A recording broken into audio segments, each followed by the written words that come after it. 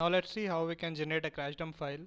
A crash dump file, as I told you, whenever you click on the file, it will show you the exact location where your program is crashed, and also it will show you the call stack and the corresponding values. Now let's see how to write a function to generate the crash dump file.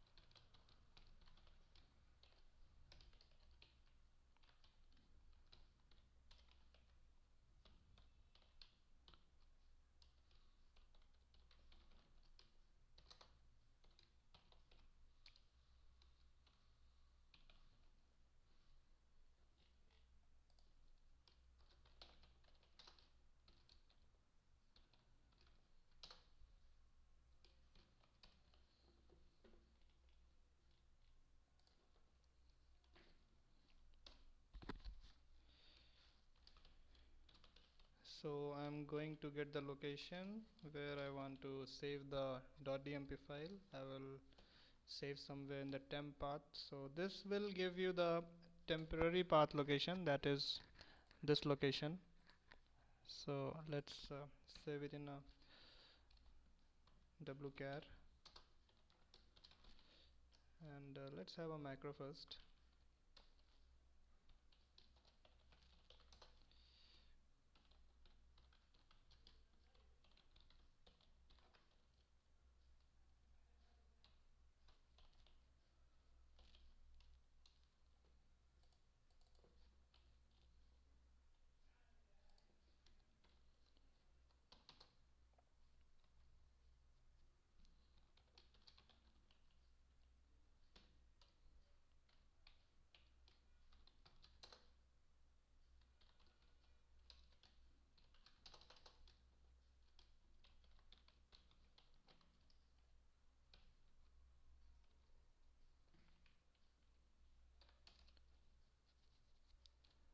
Let's have a couple of things.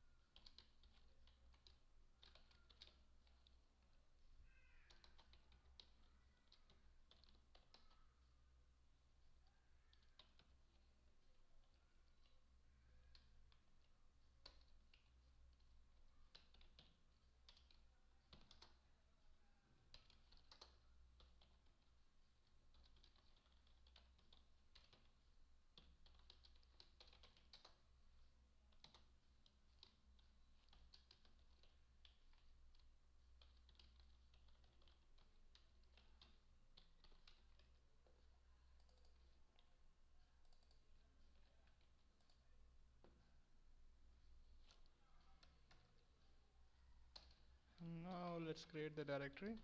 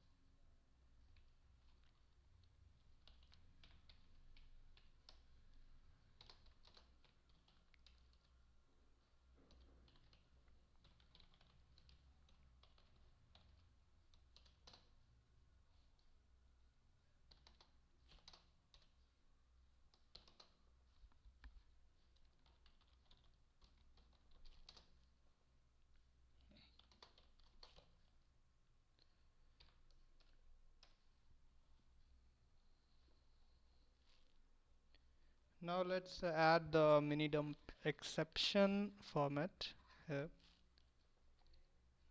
For that, let's declare here.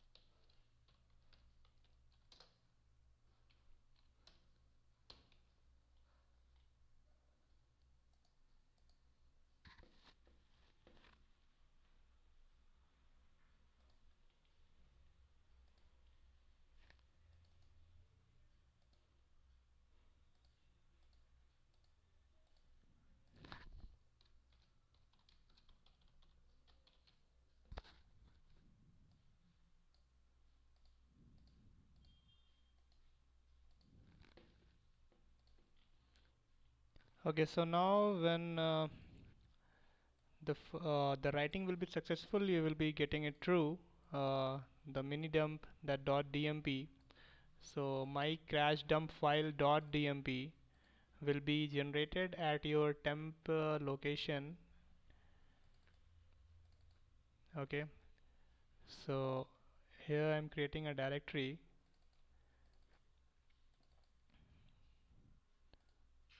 and the directory name will be my application name. That is my application. Let's see what happens when my program crashes and it writes the .dmp file.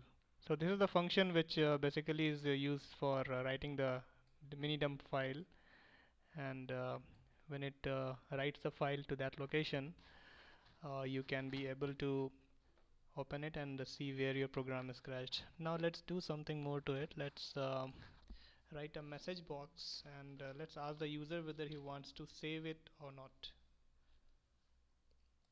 So let's have a message box here itself.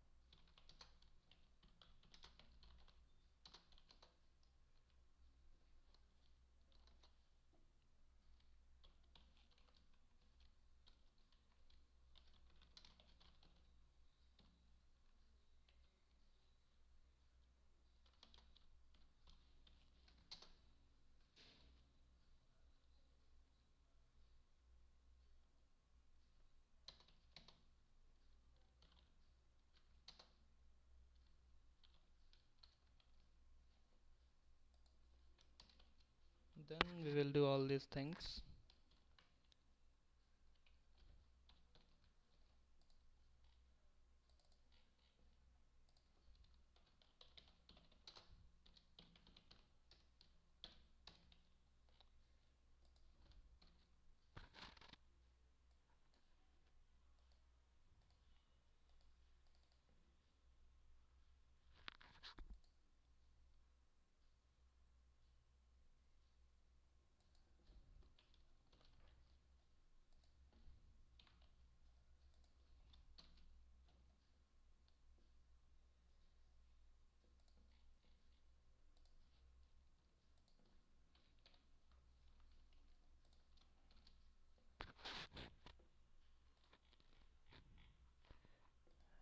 And now the time for the program to crash, and let's add some try catch exception here. So whenever I will write a code so that the program is going to crash there, I will throw an exception, and in that exception I will call this function. So let's do this after registering the signals.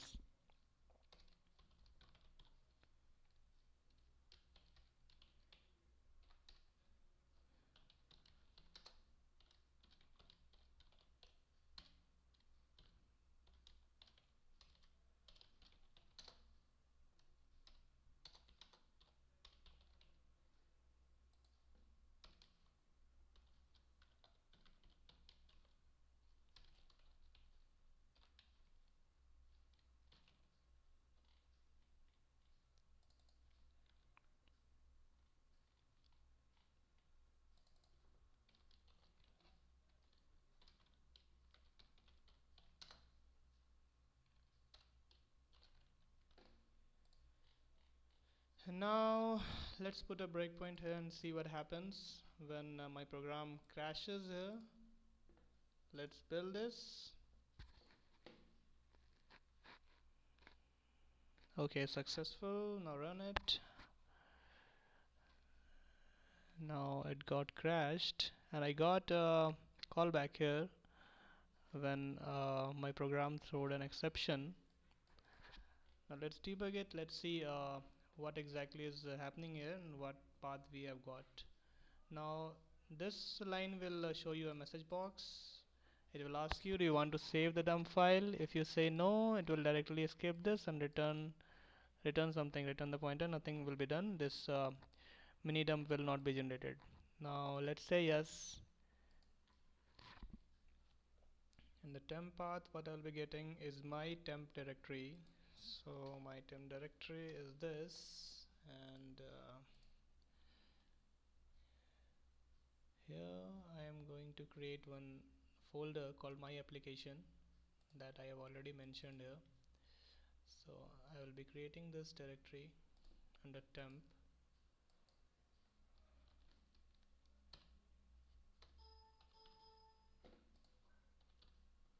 So I have got this directory here. Now this is empty. Let's concatenate the .dmp file name here.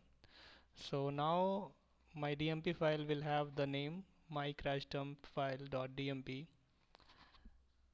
that is a Z file name.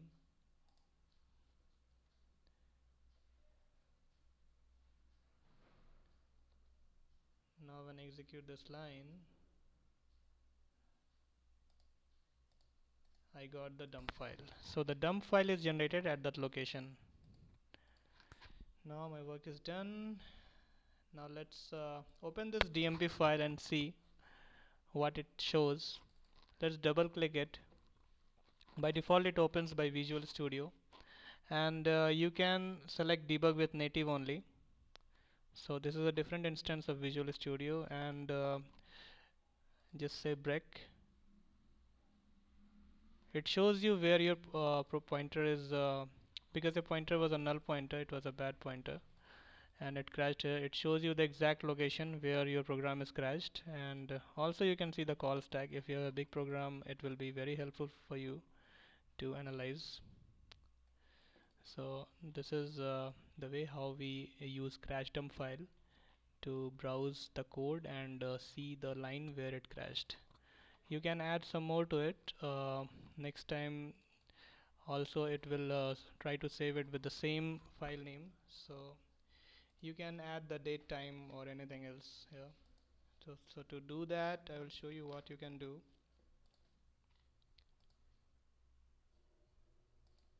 Let's have the system time. So let's get the local time. I think that will be better.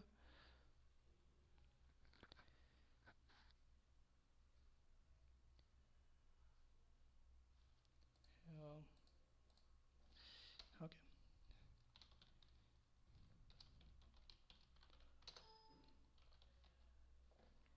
So this needs some information.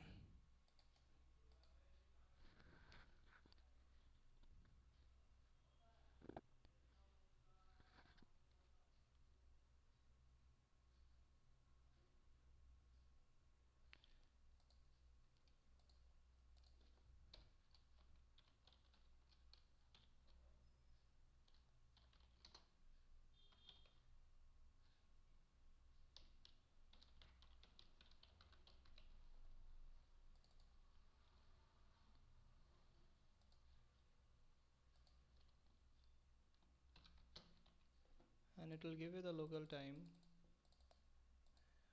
and it takes from a system and gives you. Now using this we can concatenate the file name with different names.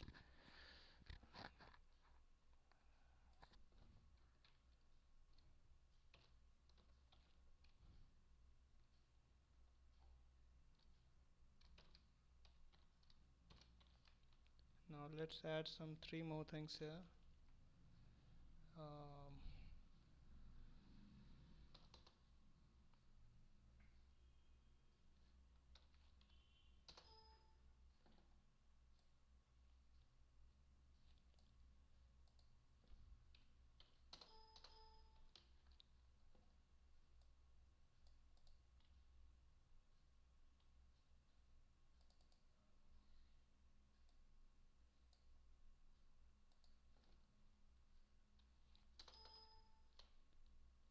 Guess something is going wrong.